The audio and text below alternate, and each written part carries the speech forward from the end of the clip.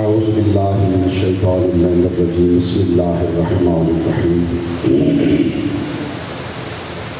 الحمدللہ رب العالمین والصلاة والسلام والتحیۃ والاکرام علی رسول ثقلین محبوب رب المشرقین والمغربین جد الحسن والحسین ومولانا ومولا الکونین ابی القاسم محمد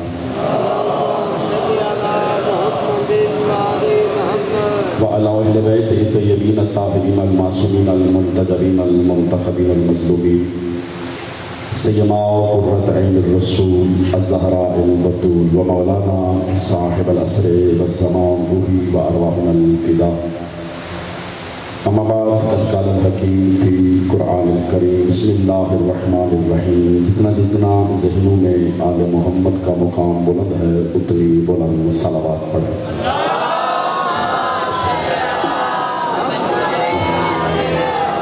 دعا ہے اللہ بحق چہاردہ معصومین علیہ السلام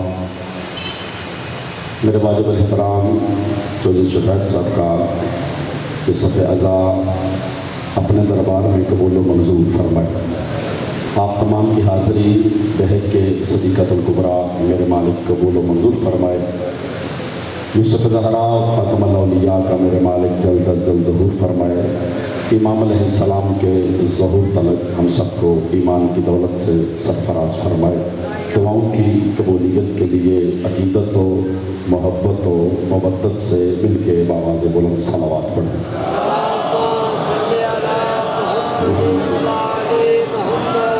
کوئی لمبی چوڑی تقریر کرنا مقصود نہیں ہے، ہر سال کی طرح حاضری ہوتی ہے۔ میں اپنے منصب کے اعتبار سے ایک جملہ اس لیے کہنا چاہوں گا تاکہ یہاں آنے کا مقصد پورا ہو جائے۔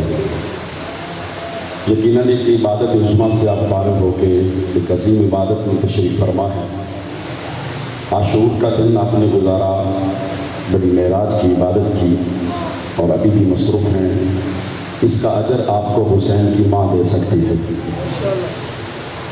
اس کی قدر و قیمت وہ بھی جانتی ہے کہ جس نے اللہ سے کچھ نہیں مانگا، بس دو چیزیں مانگی ہیں، یا علمدار مانگا ہے یا عزادار مانگا ہے۔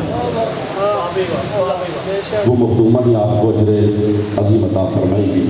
میں ایک جملہ اس لیے کہ تکمیل مقصد ہو جائے آپ کی نظر کرنا چاہتا ہوں۔ جہاں تک تشریف رکھتے ہیں کوئی داد کوئی واہ واہ کی ضرورت نہیں ہے، بس اب توجہ سے میرا پیغام سن لیں، یہی کافی ہو جائے گا۔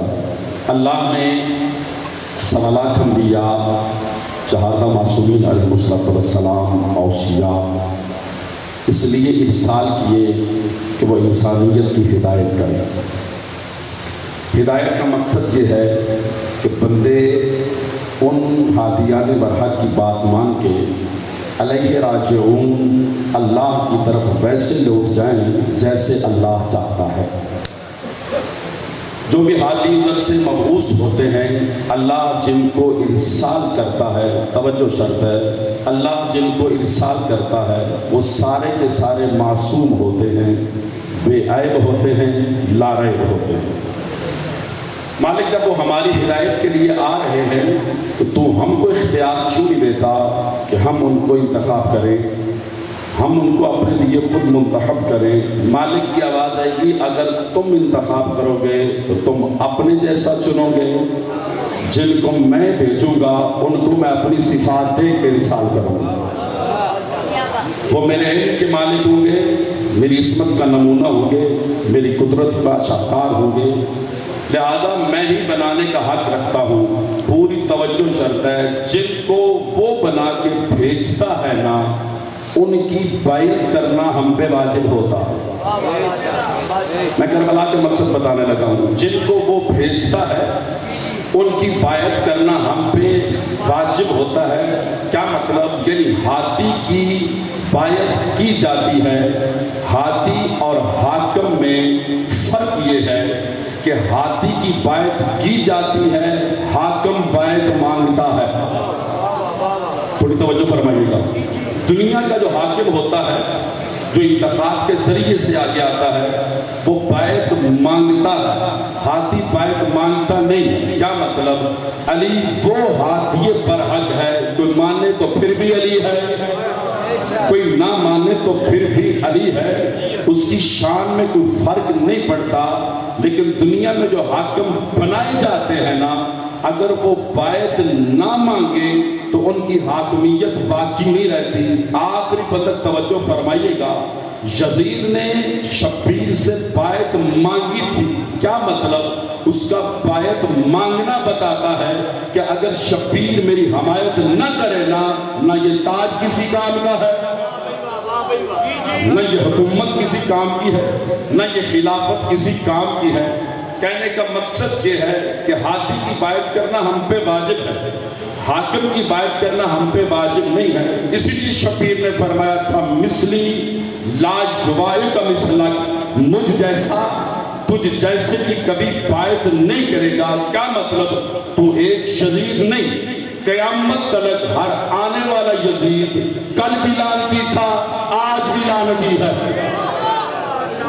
اللہ آپ کو جزائے خیر عطا فرمائے، مالک آپ کو عزت و شرف عطا فرمائے۔ میں ایک نتیجہ دینا چاہتا ہوں آپ کو، ہاتھی کی بیعت ہم پہ واجب ہے۔ شبیر نے ایک فارمولہ دے دیا کہ ہم کبھی بھی کسی کی بیعت نہیں کرتے۔ ہاتھی بیعت لینے کے لیے آتا ہے، کرنے کے لیے نہیں آتا ہے۔ توجہ فرمائیے گا، شبیر کا یزید کے سامنے بیعت سے انکار کرنا اس بات کی دلیل ہے کہ مجھ سے پہلے بھی کسی وقت کے یزید نے اگر علی سے بیعت مانگی تھی، توجہ تو فرمائیے گا نا، اگر مجھ سے پہلے میرے دادا سے بھی کسی وقت کے یزید نے بیعت مانگی تھی، میں انکار کر کے بتا رہا ہوں، جو پہلے علی سے بیعت مانگے وہ بھی یزید ہوتا ہے، جو حسین سے مانگے وہ بھی یزید ہوتا۔ بازو بلند کر کے تائید کیجئے گا، حیر علی۔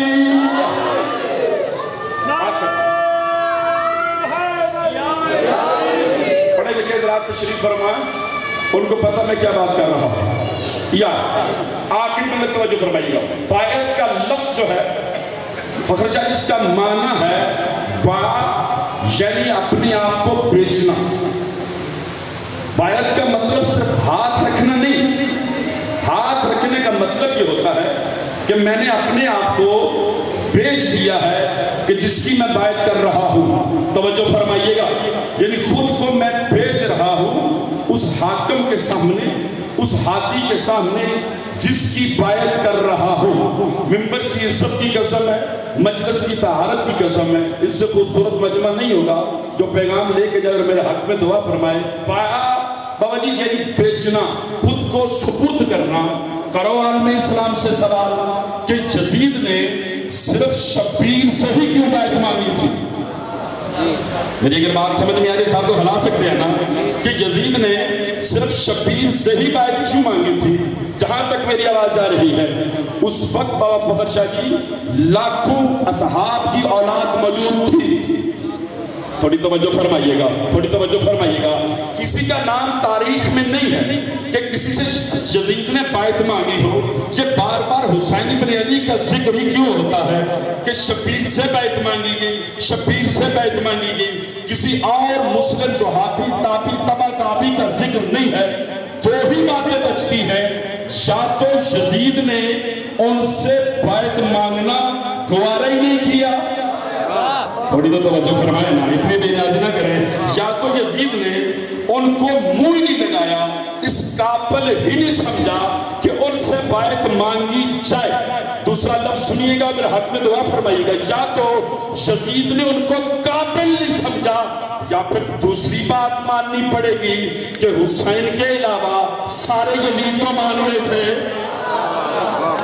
کچھ کہہ رہا ہوں آپ کی خدمت میں، کچھ کہہ رہا ہوں آپ کی خدمت میں کہ شبیر کے سارے جواب دیجئے گا، حیدریہ، مقصد پورا ہو گیا، پیغام آپ تک پہنچ گیا۔ اللہ آپ کو جزائے خیر دے کہ یا تو حسین کے علاوہ سارے اس کو مان گئے تھے۔ سوال میرا یہ اتنے بڑے مجمع سے توجہ میری طرف رکھیے گا، اگر سارے یزید کو مان گئے تھے تو آج عالم اسلام ٹلی ٹیلی ویژن پہ بیٹھ کے، سوشل میڈیا پہ بیٹھ کے، مجلس پہ بیٹھ کے، ممبر پہ بیٹھ کے، جہاں بھی مکاتب فکر ہیں تشیع کے علاوہ، کہ سارے پر یزید پہ لعنت کیوں کرتے ہیں؟ کاش کو میرا بندہ بات سمجھے. یعنی اگر وہ مان گئے تھے یزید کو تو آج سارے یزید پہ لعنت کیوں کرتے ہیں؟ یا او سے آنے سے کوئی تو توجہ فرماؤ نا. تو یہاں آج کل کا مسلمان سے آنا ہے کوئی ایک بات تو ہوگی نا، پھر ماننا پڑے گا کہ جنہوں نے اس وقت بات کی تھی نا صرف یزید لعنتی نہیں تھا. توجہ تو فرمائے نا. لعنت کا دائرہ وسیع کرنا پڑے گا. مولانا ممبر پہ بیٹھ کے، ٹی وی پہ بیٹھ کے فقط یزید پہ لعنت کر کے کام نہیں بنے گا. وہ پوری ٹیم بتانی پڑے گی جو یزید کے ساتھ کل بھی لعنتی تھی آج بھی لعنتی ہے. بازو بلند کیجیے گا سارے لوگ.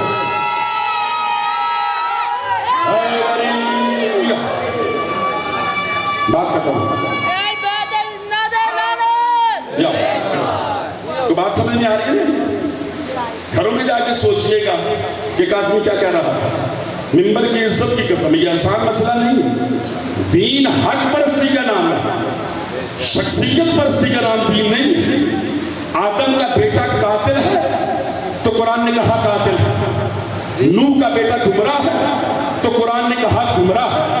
اگر نبی کا بیٹا قاتل ہو تو قرآن لعنت کرتا ہے.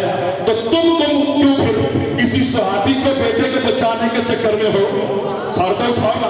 اس کا مطلب ہے حق پرست ہونا چاہیے، بندے کو شخصیت پرست نہیں ہونا چاہیے. فقط چاہیے جو بندہ جملہ سمجھ کے نہ بولا دکھ لگے گا. ہم حق پرست ہیں، اسی لیے کل بھی مظلوم تھے، آج بھی مظلوم ہے. یہ دل میں بات نہ رہے کہ شبیر کو ماننا کوئی آسان ہے. اگر آپ وقت کے یزید کی کل بھی انکار کر کے لعنت کریں گے تو سر کٹانا پڑے گا. ہم آج بھی لعنت کر کے چوک میں کھڑے ہو کے مرنا قبول کرتے ہیں، یزید کی بات کو قبول نہیں کرتے ہیں. سارے جواب دیجیے گا.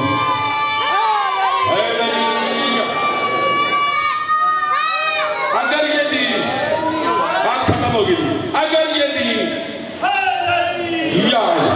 اگر یہ دین شخصیت پرستوں کا ہوتا تو کبھی بھی مسکین، غریب، غلام بلال اذان نہ دیتا.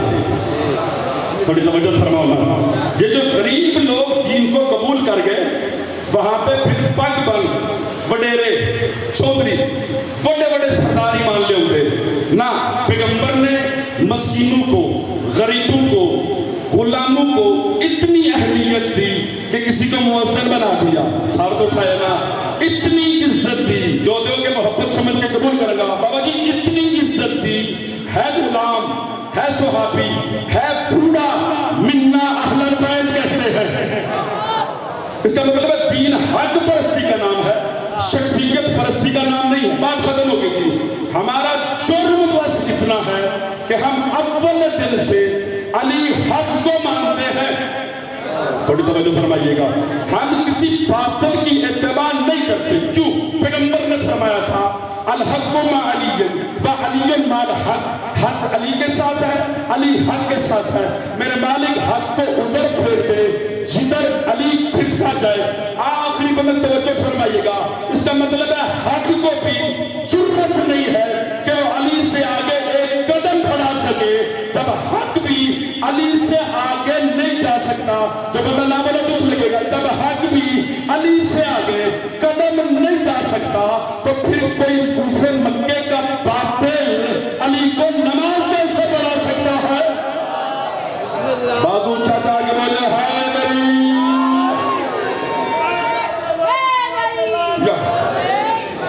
یاد رکھیے گا. اس دین کی اطلاع لا الہ سے اور اس کی دین کی انتہا علی ولی اللہ پہ.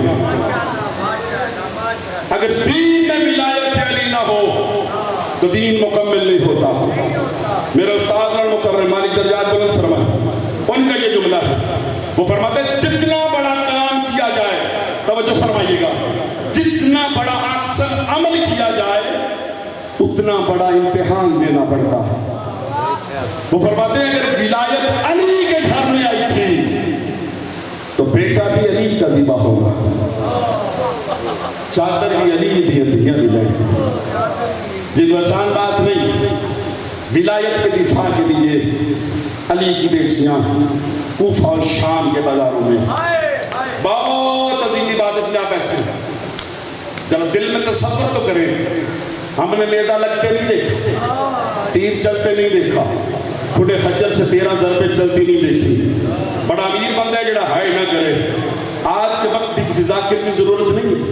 اللہ درجات بلند فرمائے قاری جان محمد صاحب کے فخر شاہ کو جملہ کہا کرتے تھے، 10 محرم کو رونے کے لیے ایک پانی کا جام لے لو، این سامنے کر کے ایک مریا کو حسین تیری پیاس تو ڈرائن قربان کرا۔ وہ فرمایا کرتے تھے مزید رونا چاہتے ہو تو او دے وچ اپنی 2 انگلیاں ڈوبو، 2 انگلیاں ڈوبو، جو چند قطرے آپ کی انگلیوں سے لگے ان کو غور سے دیکھیے گا، پھر دل میں تصور کیجئے گا یہ 2 بوند پانی اگر اصغر کو مل جاتا، مولا آپ کے فضل سلامت فرمائے، مولا آپ کو عزت و شرف عطا فرمائے۔ ہم حسین سن کے، ذاکرین سن کے، دل ہو جب پاتے موبائل پر مل سے سن کے، کبھی دل میں تصور کیجئے گا گھر میں ایک جنازہ ہو کہ گھر میں ہوش نہیں ہوتی۔ یہی وقت تھا جب زینب عالیہ کے خیمے کے سامنے 72 جنازہ پڑا تھا۔ اللہ کے ہائے قبول فرما، صرف جنازہ پڑا تھا نہیں، سر ساتھ نہیں تھے، صرف سر ساتھ نہیں تھے، ہائے کرو تا ٹھیک ہے، ماتم کرو تھوڑا مقدر ہے، بابا فخر شاہ جی ممبر کی عزت کی قسم ہے، سر بھی ساتھ نہیں ہے، لاشیں بھی بمال ہے، کفن بھی نہیں ہے۔ ایک مستور ہے جو کھڑے ہو کے کہہ رہی ہے اکبر تینوں رواں، قاسم تینوں رواں، عباس تینوں رواں، کٹی ہوئی گردنوں سے ایک جملہ آیا، ساڑھا نال ہے کہ بین نہ کر، ایک ہی بین کر، غریب حسین، اللہ مان غریب حسین۔ بات ختم ہو، 2 منٹ مصاحب اور پڑھنا ہے، میں اپنے واجب احترام کو ٹائم دوں، میں اپنے حصے کی نوکری کر چکا، پیغام آپ تک پہنچ گیا، مالک آپ کو زندگی عطا فرمائے۔ کربلا میں اگر 2 شخصیات نہ ہوتی تو شاید کوئی شبیر کو مظلوم نہ کہتا۔ جن کی چھوٹی اولاد ہے ہائے کیجئے گا، پوچھو کہ آدمی وہ 2 شخصیات کون سی ہیں؟ رب العزت کی قسم علامہ فرماتا ہے ایک کا نام علی اصغر ہے، ایک کا نام سکینہ، ہائے توس میں جنا۔ یار آپ نے سن رکھا ہے، میں نے پہلے کہا آپ نے دیکھا نہیں، کبھی دیکھا کہ 6 مہینے کا بچہ چونج پہ سوار ہوئے؟ جملہ نہیں سنا صاحب نے، 7 محرم کو میں نے گاڑی میں بیٹھ کے مکتب کی کتاب میں جملہ پڑھا، خدا کی قسم میں آج بھی جملہ یاد کر کے روتا رہا۔ وہ فرماتے ہیں کہ بار آقا کا سلام ہے اس شہید پہ، مولا فرماتا ہے جی دی گردن ناؤں قاتل دی کلائی بڑی ہے۔ گھر آگے آگے سوچے 3 پھلائی گردن سے لگا، نیرے دی چونٹے سوار، بات ختم ہوگی۔ کوفہ و شام کی بے غیرت عورتیں جب دیکھتی تھی نا تو رو کے کہتی تھی بڑے تو لڑے ہوں گے، اس کا کیا جرم تھا؟ رسیاں گردن پھینک کے 4 سال کی سکینہ رو کے کہتی تھی اس کا جرم بس اتنا ہے اس نے 9 لاکھ سے پانی مانگا ہے۔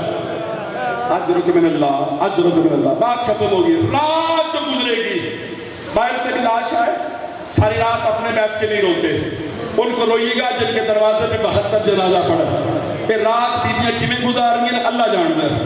مصاحب سن کے ہائے کرو دے پردے جب ایک سی دعا فرمائی تھی، علامہ فرماتے ہیں صبح 11 محرم کو 2 سواریاں ملی، آخری جملہ 2 سواریاں ملی، ایک قاتلہ دیا دھیاں تے بہنا لاتے، ایک مقتولہ دیا دھیاں تے بہنا لاتے۔ ہائے تراسے جناب، قاتلوں کی بیٹیوں کے لیے محمل لگائے گئے، علی دیا بیٹیاں واتے بے پلان اٹھا گئے۔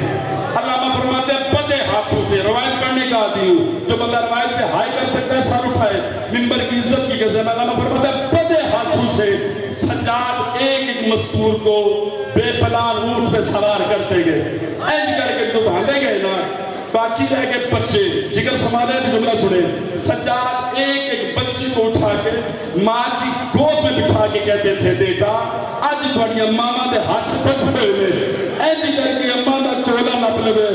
بچے رو کے کہتے تھے ہمیں ہم کہاں لے جا رہے ہیں، رو رو کے ماں کہتی تھی اب ہمیں کوفہ لے جا رہے ہیں۔ اجرک من اللہ اجرک من سیدہ اجرک من اللہ. مولا آپ کی آنکھوں میں رہے پھر بات ختم ہوگی. جب باری ہے جناب سکینہ کی, سجاد مولا نے کڑی والے ہاتھوں سے معصومہ کو اٹھایا تو پھوپھی کی گود میں بٹھاؤں, جس کی چھوٹی اولاد ہے ہائے ضرور کرے. یوں بٹھانے لگے تھے, شبر کتے کی آواز ہے, سجاد اس نے پھوپھی کی گود میں نہیں بیٹھنا. ہائے میرے اللہ, ہائے میرے اللہ, اس نے علیحدہ بیٹھنا ہے. بات ختم ہوگی. اس کتے نے سکینہ کو علیحدہ سواری پہ سوار کیا. علامہ اظہر صاحب کی بلا یہ جملہ لکھا کرتے تھے, رب العزت کی قسم ہے, اتنے درد کا جملہ ہے نا, اتنے درد کا جملہ ہے, بندہ رات کو سونے سے پہلے سوچ لینا تو ضرور عبادت کرے گا. وہ فرماتے ہیں علیحدہ اونٹ پہ جب سکینہ کو سوار کیا گیا نا, 9 مقامات پہ معاف کرے آگے چلتے اونٹ سے سکینہ گر جاتی تھی. ہائے میرے اللہ, چلتے اونٹ سے ماتم سونا لگ رہا ہے نا, سکینہ گر جاتی تھی. وہ فرماتا ہے نامے مقام پہ اس شمر کتے کو غصہ آیا. اس نے کہا میں ترکیب بناتا ہوں, یہ اونٹ سے نہیں گرے گی. جن کی چھوٹی اولادہ ہائے کیجئے گا. اس کتے نے سکینہ کو اونٹ کی کوہان کے اوپر رسی لے کے باندھ دیا. اب سجاد مولا نے اونٹ سے کان لگا کے فرمایا آہستہ چلنا, تیری پشت پہ حسین کی بیٹی آ رہی ہے. امام کا حکم مان کے علامہ فرماتے ہیں اونٹ آہستہ چلتا تھا. جملہ آخری ہے ہر بندہ ماتم ضرور کرے. سجاد کا حکم مان کے اونٹ آہستہ چلتا تھا. اب اس شمر کتے کو غصہ آیا. یہ اس مقام پہ آیا جہاں پہ سکینہ کی سواری آہستہ جا رہی تھی. علامہ فرماتے ہیں اس نے زور سے تازیانہ اونٹ